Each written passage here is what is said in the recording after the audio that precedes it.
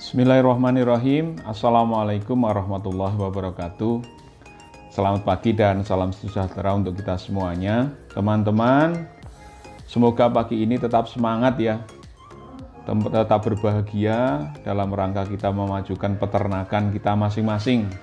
Kita telateni, semoga ke depan ya peternakan di Indonesia akan semakin maju. Pada video kali ini saya ingin berbagi tentang pakan ya, pakan khususnya bagi kita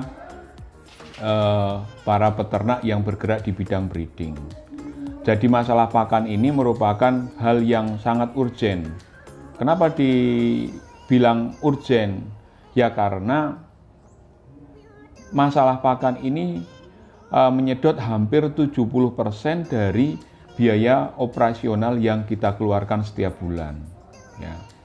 Jadi ketika kita sudah mempunyai stok atau cadangan pakan, ya setidak-tidaknya permasalahan kita di dalam rangka mengelola peternakan ini sudah hampir 50% lebih bisa teratasi.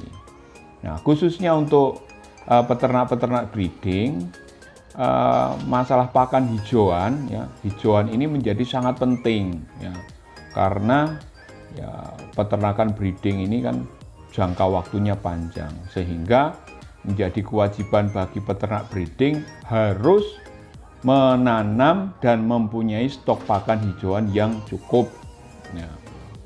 Ini bisa berupa odot, bisa berupa pacong, berupa Guatemala, ada Gamma Umami, mungkin juga nanti ditambah dengan hijauan-hijauan yang mempunyai kadar protein tinggi. Ya. Kemudian di samping pakan hijauan, ya, ini setengah wajib hukumnya juga kita harus mensupport ternak-ternak kita itu dengan pakan penguat atau pakan tambahan ya, secara gampang yaitu berupa makanan konsentrat ya. Konsentrat ini bisa berasal dari limbah-limbah industri ya, misalnya itu dari bekatul, kemudian ada kulit kopi, kemudian ada bungkil sawit, bungkil kopra. Bagi teman-teman yang nggak pengen repot-repot mencari bahan-bahan yang akan kita gunakan menjadi konsentrat ini, teman-teman bisa membeli konsentrat dalam bentuk yang sudah jadi. Ini banyak pabrikan maupun banyak peternakan-peternakan yang menyediakan dan menjual konsentrat. Tentunya bervariasi ini ya, dengan kadar PK tertentu atau kadar protein kasar tertentu. Biasanya semakin mahal kadar protein kasarnya, harga per kantongnya atau harga per kilogramnya ini juga relatif lebih mahal. Nah, barangkali ada pertanyaan, apa sih gunanya diberikan makan tambahan berupa konsentrat? Nah, di kandang saya di Sidomulyo Farm ini, pemberian konsentrat ini kami berikan khususnya kepada domba-domba yang hamil tua ya, atau yang bunting tua yang sudah memasuki usia kebuntingan di 4 bulan. Kemudian konsentrat juga kami berikan pada indukan-indukan yang sedang menyusui atau yang sedang mempunyai cempe. Nah, tujuannya adalah untuk meningkatkan produktivitas susu, karena produktivitas susu ini akan sangat berpengaruh terhadap tumbuh kembangnya cempe. Ya, kalau susu induknya kurang produksinya, tentunya ya cempenya juga minumnya akan berkurang, sehingga pertumbuhannya juga akan menjadi lambat. Nah, ketika indukannya mempunyai susu yang baik, tentunya ini akan sangat mendukung tumbuh kembang cempe ini semakin cepat, sehingga berat badan dari si cempe ini akan tumbuh atau bertambah dengan cukup signifikan setiap bulannya. Nah, kemudian pemberian konsentrat ini kami berikan esok atau pagi hari dan sore hari. Ini kami berikan sekitar setengah jam sebelum diberikan makanan atau pakan hijauan, ya. Besarannya berapa atau banyaknya seberapa? Nah, ini nggak banyak ya. Satu indukan ini sekitar 100 sampai 200 gram setiap harinya. Jadi nggak banyak. Ini hanya untuk menambahkan nutrisi, hanya sebagai makanan tambahan saja bagi indukan-indukan yang ada di kandang Sidomulyo Farm Banjarnegara.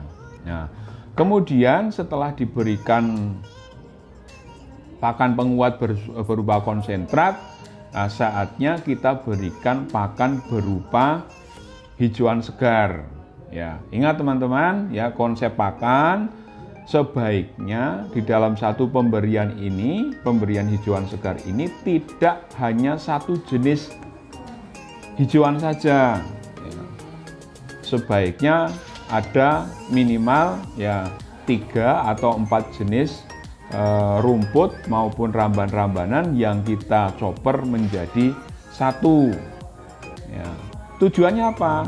Ya, dengan semakin bervariasi hijauan yang kita berikan dalam satu pakan ini, maka ini tentunya akan meningkatkan kesukaan ternak terhadap pakan hijauan yang kita berikan. Yang perlu kita ingat lagi bahwa setiap hijauan itu mempunyai zat anti nutrisi atau yang bisa kita dengan bahasa mudahnya itu setiap pakan hijauan itu mempunyai racun yang tentunya berbeda-beda satu jenis daun maupun rumput ini satu dengan yang lainnya. Cara untuk mengurangi racun atau zat anti nutrisi ini adalah dengan cara hijauan kita itu wajib dilayukan, ya, wajib dilayukan. Ya, melayukannya berapa? Kalau di kandang kambing setidak-tidaknya selama 12 jam. Ya, jadi ngarit hari ini kita berikan untuk pakan besok. Nah, kemudian selain dilayukan adalah dengan cara mencampur, ya, mencampur. Dalam satu kali pemberian pakan, ini rumput atau hijauan ini kita campur dengan berbagai macam jenis. Jadi tidak boleh misalnya ada satu pakan yang bernutrisi tinggi, misalnya singkong karet, kita berikan tunggal. Ini nggak boleh. Karena apa?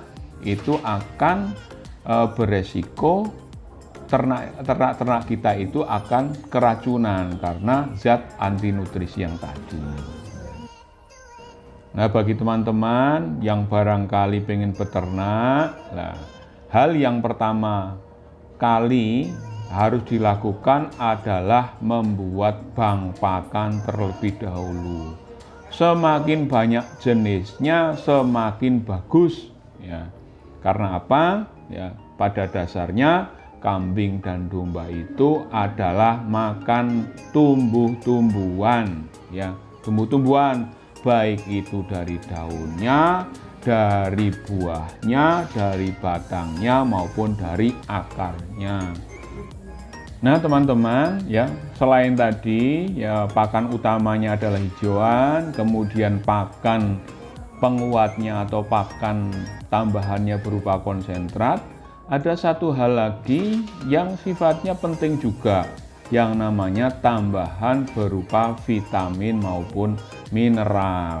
Ya, ini biasanya di konsentrat itu sudah terkandung tambahan mineral dan vitamin, tetapi terkadang juga masih kadarnya masih kurang, sehingga kita perlu tambahkan tambahan mineral atau premik sebagai tambahan mineral dan vitamin untuk ternak domba dan kambing kita. Nah itu teman-teman ya sekilas tentang pakan bagi teman-teman yang akan beternak kambing maupun domba khususnya di bidang breeding. Tetap semangat, sukses untuk peternak-peternak Indonesia dimanapun saudara berada.